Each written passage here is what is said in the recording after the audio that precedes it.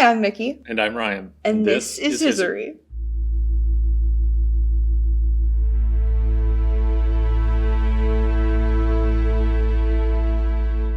We grew up watching paranormal investigators like Zach Bagans on Ghost Adventures, Ryan and Shane on BuzzFeed Unsolved and Ghost Files, and Sam and Colby on YouTube. The semi-casual investigations, people just trying to connect with those who are no longer around, or something we just can't understand, and diving deep into true crime cases. All throughout history, different cultures have believed in the paranormal. Divine gods, spirits, aliens, shaman, and witchcraft, just to name a few. Supernatural occurrences are reported all over the world and have become ingrained into pop culture. Since the beginning of humanity, people have been questioning the bigger picture of existence. What's really out there? Aliens? Ghosts? Bigfoot? Well, we wanted to try it ourselves in our own backyard. So come with us and explore the paranormal and macabre side of the great Midwest. We're from Pioneer PBS in Granite Falls, Minnesota, and share a love for all things paranormal and the more macabre side of history. On this season's two-part finale, we're doing a first, 48-hour lockdown for us. Over the course of the 48 hours, we were in Malvern Manor in Malvern, Iowa, and we explored every room and were even joined by other paranormal investigators and a paranormal inventor. If you enjoy this episode, be sure to check out our Patreon at patreon.com/Hiseerie, where you can find behind the scenes and full uncut sessions.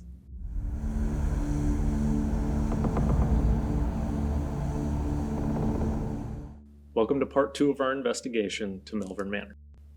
First and foremost, this episode does include a trigger warning. Malvern has a very difficult past, and so we'll be touching on the topics of abuse, mental illness, suicide, and sexual assault.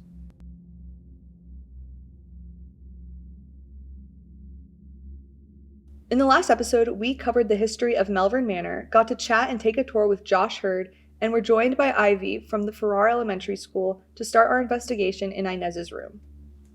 The second night of our lockdown, we were joined by paranormal inventor Paul Coxis, as well as Anna and Ivy from Farrar Elementary, and Stephanie, the resident medium for Farrar Elementary. Our friends from Farrar arrived first, and we took some time to acquaint ourselves with the spirits for the night in the greeting room using a dead bell. After some back and forth communication, the spirits were kind enough to let us know when Paul arrived. It should be noted that Paul is very well known by these Malvern spirits, as well as a friend to most of the occupants there.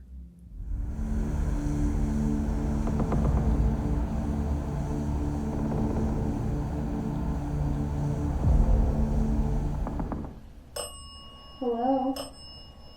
Our friend Heard the name Paul. That was fast. Is Paul here? He is. I'm on the left. I'm coming. Okay, I was just gonna say I could blindfold too, just listen Beer? to what he's listening to. There you go. I'll just close my eyes and turn this way. There you go. Can you hear it? Stories. I was hearing it. Nice. I don't know if that was the front door or What? I heard footsteps upstairs. There's a man. People? Oh, is Paul here? I thought we were waiting for someone named Paul. That's why I said Yeah. Paul.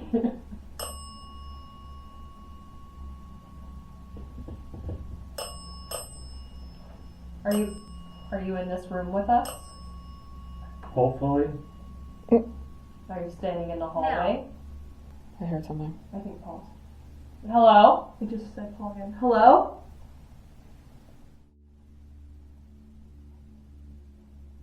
Paul? Oh, amazing. Hi, sorry, we're in here. We just wanted to make sure it was a real person.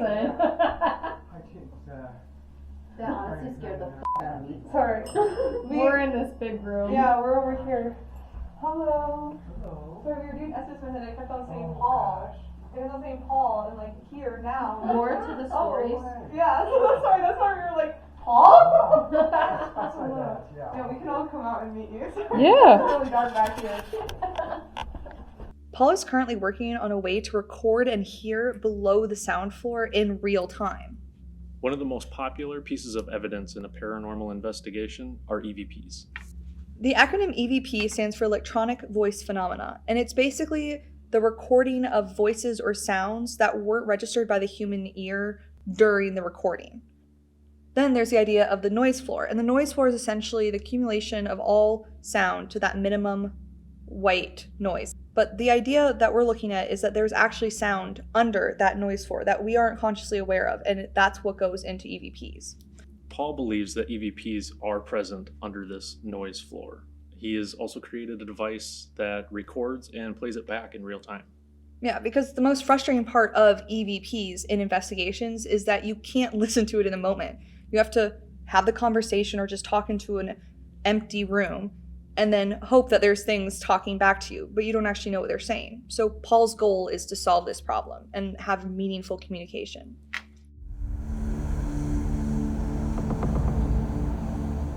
I have a theory that there is a lot more talking down in the noise floor than we've ever known has existed. Mm-hmm. And so this is version 2. I had a version 1, but this is version 2. What this device does is it listens down at the noise floor. And it develops a pattern. It looks and tries to find a pattern of the noise floor. And when that pattern is broken, what it will do is it will start committing to memory the audio until it stops or until a human, because it knows we're really loud. But then what it'll do is it will capture, write it to an SD card, and do a little bit of processing and then play it back for us in real time. Yeah, and I do think it's sound. I mean, I don't know. This is all theory, right? Sure, who yeah. knows, right? But I mean, through the years when we've seen people with, recorders and such, it's like, how are they doing that? How are they getting that on there, right? Is it electronic? Is it magnetic? Are they messing with the circuitry or whatever? And I mean, I don't know, but after doing all this work, I think indeed it's sound. Originally, I mean, how many times have we been out and you get an EVP and you get home and you're like, God, yeah, I wish I would have known while I was there, right? Mm-hmm. So initially that was also kind of I want to hear him while we're here. I want to hear him in real time. And what's been disappointing is sometimes, and you can imagine a device that is designed and predicated on the notion that there are voices buried down so low in that noise floor that we've never known they existed. It's a device that's tough to use and impossible almost to use in large crowds. We've had, events and stuff. And as much as, okay, folks, so this is what it's trying to do, so we gotta be real quiet, right? Just this kind of stuff. This stuff sounds thunderous to this. Oh, I'm sure. And so if there's all kinds of, movement and stuff, I think that sound that's going to be, geometrically larger than the sound we're trying to pick up. So that hurts. That can't hurt it. They when I was there before, they called me an effing jerk off and to get the hell out of there. So then somebody didn't like it. But I had this thing. I had the other one in there, and there was barking dogs and birds. And I thought, I'm going to turn this thing on. I've got 3 clips. 2 of them were just barking dogs, distant barking dogs. I'm asking a question, and that now on this one, listen, they say, you're close to being an like. I mean, at least they're honest. Yes, I mean. I'll let you know. That's awesome. What the? So does it come through as females and males? Can you tell the difference? Okay. Yes. Cool. And the other cool thing about it, since it's their voices, if they have an accent, you hear it.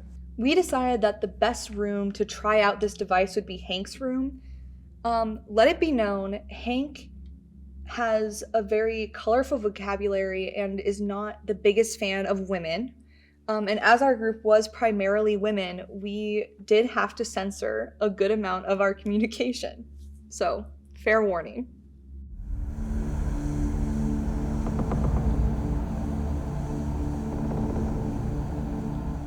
Guys, this is what we call Hank's room or Henry's room, and I always say it just kind of depends on the day and what he wants to be called. He is your very stereotypical grumpy old man, so he would like sit out on the front porch and throw rocks at children and things like that, so he's just kind of a butthead. I also kind of aspire to be this man, but we also know that he has a fairly strong dislike for females. He doesn't necessarily enjoy the company of ladies, and we'll call them pretty much any vulgar name you can imagine. He has a very extensive vocabulary, so have fun with that. Yeah, have fun with that. Now, I will also say that it's interesting because, again, everything is how we found it, including the clothing items in the dresser drawers, which do seem to be the catalyst for the activity. Messing with the clothes, folding the clothes. Things like that. Ladies, especially, sometimes even putting on the clothes is enough to elicit a response, right? Guys, Well, again, challenge yourself. yeah. So, and that's just it. But again, you're going to hear me say, oh, everything is how we found it, which is true. Do not feel like you're walking around a museum, okay? So if you wanted to sit in a wheelchair, do it. If you want to lie in a bed, it's gross, but do it. Like, if it's going to get and elicit a response, be my guest. You know what I'm saying? Like, that's why you're here. So go for it. When it says run, we can ask and talk and that. Once you start seeing numbers, then it's like it's capturing. So we'll just let that's pretty much it. So it's going to run through just a few things, but in just a few seconds, it'll be done, and so like whoever wants to ask, go for it. Well, you got 4 of us in here. Oh, hold on. It says. It's okay. You can go ahead. You got 4 of us in here. 2 of them have your shirts in front of them. I think they were going to put them on. How do you feel about that?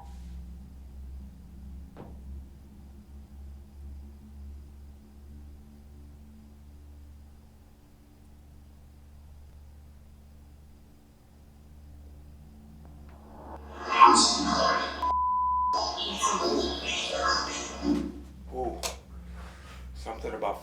Listen, mother.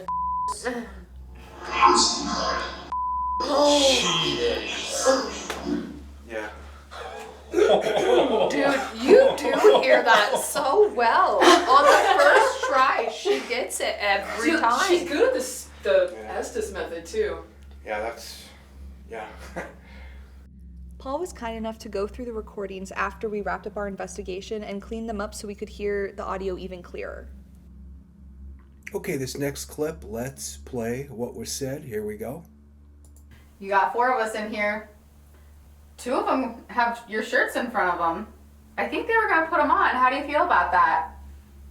Okay, so I'm sure you remember that question, and I think it was Stephanie. You nailed it. Nice job, because clearly what I'm hearing here is, listen, mother. Oh boy, let's play it. Here we go. Yeah, it sounds pissed, right? Listen, mother. Here we go. Yeah, let's play that from the re-record. Here we go.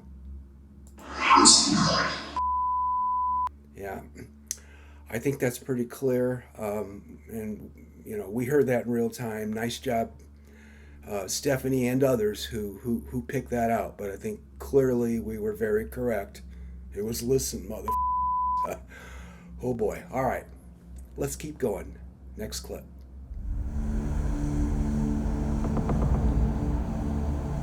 We also tried out the box in the Shadow Man's hallway. We would sure like to know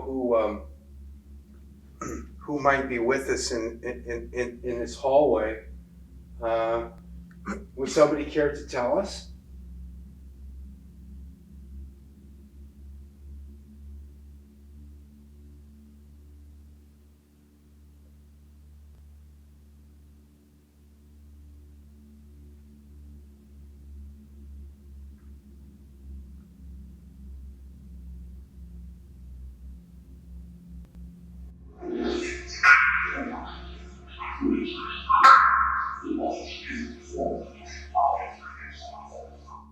introduce myself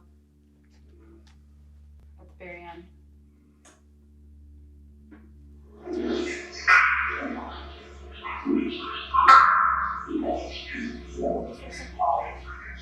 From the hallway. Let's play what was said. Here we go. We would sure like to know who might be with us in this hallway. Would somebody care to tell us? Okay, so, trying to elicit maybe them telling us who they are. And what I can hear in this is, he must be drunk.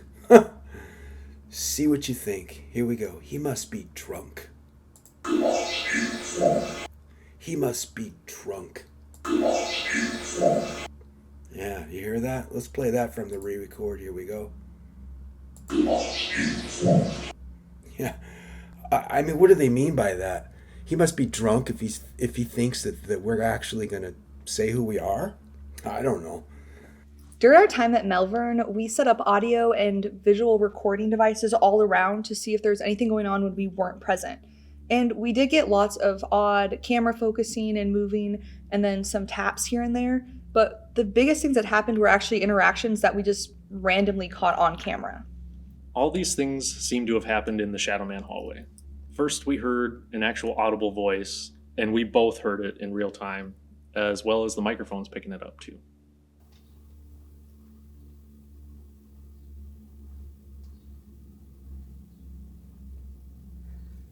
One, two, 3, 4, 5, 6. Well, this one's a bathroom.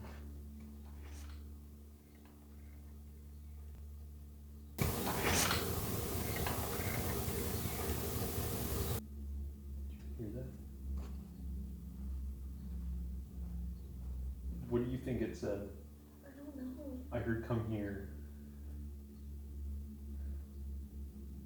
No. No. Was it down the hall? I don't know. Then, as I was going through the footage later, I actually realized that while I was speaking and we were talking about where we should go next in the property, something just directly talks over me, and I think it's saying, wait. You can be the judge. Is that what it was? Yeah. He hates women. But I don't think we have to do any of the other ones. We have to do any of the other ones here. Definitely not doing that one. Agreed. I just wanted to see what else was in here. Yeah. Now, the biggest thing that actually happened to us, probably in the whole investigation, but specifically in the Shadow Man area, is when we were taking out the batteries and SD cards and changing them out for the cameras, we heard an absolutely guttural scream. Now, the scream came from over by Rebecca's room, and during our tour, Josh actually shared a little bit of her story with us. And it really goes to show how important it is to remember that these are real people with real memories that are in this location. This is one of the more fascinating for sure. It's also one of the more sensitive stories that we have here. This is Rebecca's room. Now, Rebecca did not have a very good time while she was here. Rebecca was only in her mid-30s, so she's quite young, but she was dropped off here by her husband, which apparently was something you could just do for reasons as trivial as, oh, she reads too much, right? Things like that. Regardless, she obviously thought, my husband no longer loves me. He doesn't find me attractive. This became quite the obsession for her. But she would stand at the sink over here, looking into this mirror that's just above it, and she would pluck the hair out of her head, like one by one by one, which is called like trichotillomania, I believe is the actual term for it, which is also on the OCD spectrum of things, right? And it's very common. Because of her obsessive types of behaviors that she was presenting, she was also medicated. Some people argue, oh, she was heavily medicated. I can't really speak to that. I'm not a doctor. I have no idea. What I do know is that she did not respond well to meds, right? She stops eating. She stops drinking. I mean, things like that.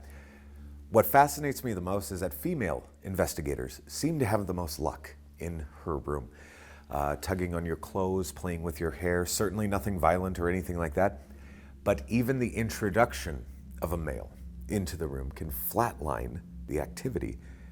I think it's just as simple as she does not trust men.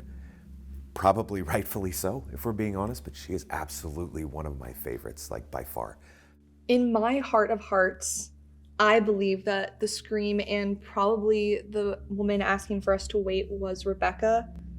Obviously, we'll never know, and there's no way to prove it, but it just felt like a connection there. And that scream was so desperate that I just remember the instantaneous feeling of despair. Like, it wasn't even fear was the initial reaction. It was just so devastating. And even now, like, whenever I think about it, it's just like I want to cry. Like, I can just feel like my shoulders slump, and it just feels so devastating. Yeah, it was a very depressing scream. Immediately made you sad, question where it could be coming from, what could have happened, but it wasn't a I'm in pain scream. It wasn't anything like that. It was despair. It was depression. It was I have no control of what is going on or what's happening to me. And it immediately just, it's like a soul crushing, and it will stick with you if you hear something like that. I guarantee it.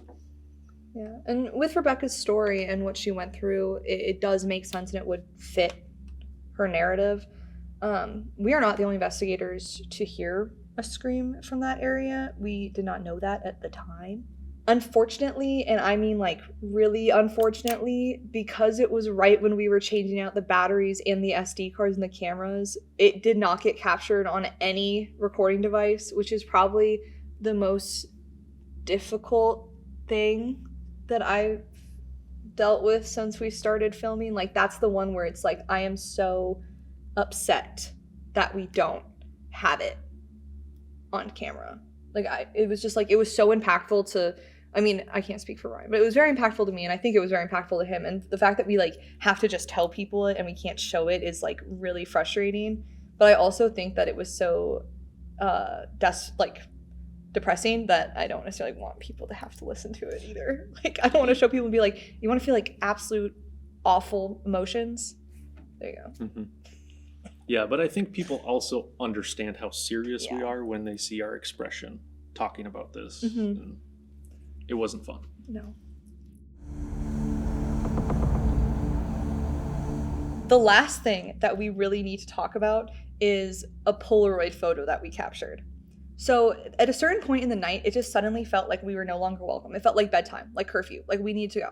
So we were like, all right, we'll go to sleep. Like, you guys need to go to sleep, we'll go to sleep. So we went upstairs, put down an audio and video camera, and then headed down the steps into the front lobby. And I don't know what came over me, but I had to take a photo. Like I absolutely had to. And so I took a Polaroid camera, and there's a doorway right by the staircase, and I reached my hand through the doorway without putting my body that way and just snapped a photo. And like, the instant that I hit that button, absolute change, and like everything just felt so violent and aggressive and like scary. And then you could just hear footsteps running down the staircase. I freaked out, turned around, ran directly into Ryan, mind you, and just kept going because you could hear the footsteps following my like path. Like someone was chasing me. Freaked out. Needless to say, photo was developed because it was a Polaroid, so it was instantaneous. And you can clearly see the shadow of a person running down the stairs. Yeah. So I think we got a picture of a ghost. That chased us. It definitely chased us. I've never felt anything like that before. Like you said, the energy completely shifted. It felt like I was running for my life. Like, I genuinely was like, this is it. Like, I've tempted the beast. Like, it was over. And my fight or flight, I will stand my ground, and I'm going to face whatever's coming at me. Mickey wasn't a fan of my stance at that time, but I wanted to see what was chasing us or see if there was anything. And the only thing we ever saw or caught was on the picture. I myself, I won't speak for you, did not see it with my No, I didn't eyes, see but anything. I heard it. I could feel it in every step. It was a pound as it chased us down. We were not supposed to be upstairs anymore. Like you could hear it and you could feel it. Like that's the thing, is like you could feel the Yep. terrifying. Literally, that was probably the closest I've ever come to actually pooping my pants when we were filming. Like I was like, there's no way I was getting out of there.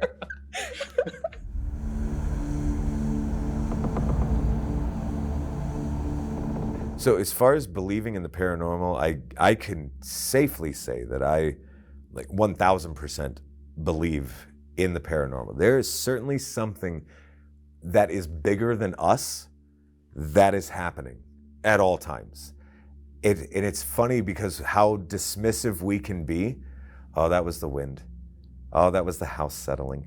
And certainly that can absolutely happen. But when you walk into a building or whatever and you're hearing disembodied voices having a full-on conversation, I'm sorry, but there's something that warrants a follow-up question there. That's not the wind, you know what I mean? So I absolutely believe in the paranormal. I try to be as guarded as possible when it comes to belief with that, but too many things have happened for me to not believe. So absolutely, I believe. And with that, part 2 of our investigation of Malvern Manor and the second season of Hiseerie is over. Thank you everyone for watching. If you want to support Hiseerie and our PBS station, you can find full-length investigations and behind-the-scenes content on our Patreon at patreon.com/Hiseerie. If you like this video, like, comment, and subscribe down below.